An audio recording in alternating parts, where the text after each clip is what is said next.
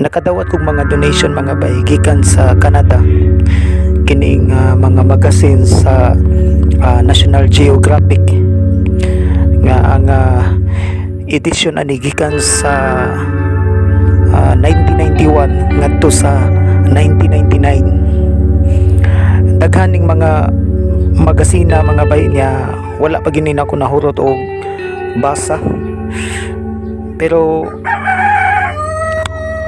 29 na ka mga magasin ang akong nahurot og basa ani. Ako na lang siguro ning usahon mga bay. Ang usa sa akong gikabalakan na ni kining latest update sa climate change na to. Kay gikabalakan nga kining kanang paggaliki sa iceberg diha sa kining sa South Pole o sa North Pole, matud padili na siya kanang ordinaryo ang pagkasia kana sa mga iceberg diha.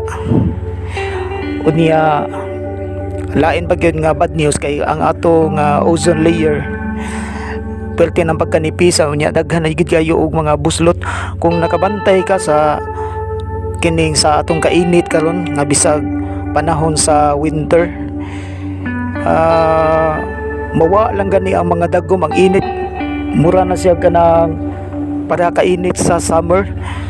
Unya matud para ba nila nga niining tuiga sa gikan sa 2021 ngadto sa 2030 kung dili ni maghiusa ang mga tao nga mag-tree planting da.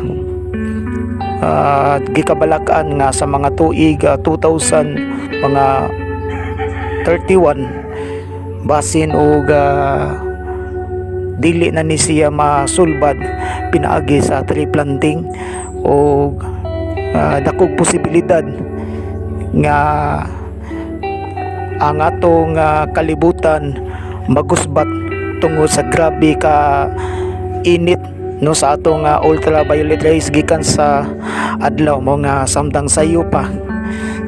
Di na lang siguro ta kanang mag-organize pa o mag-tree planting kutob sa mahimo siguro nato bisag naalas balay mas maayo gid nga mananom kung mas maayo ang gitanom kana siguro ang mga kahoy nga kana nga mamunga.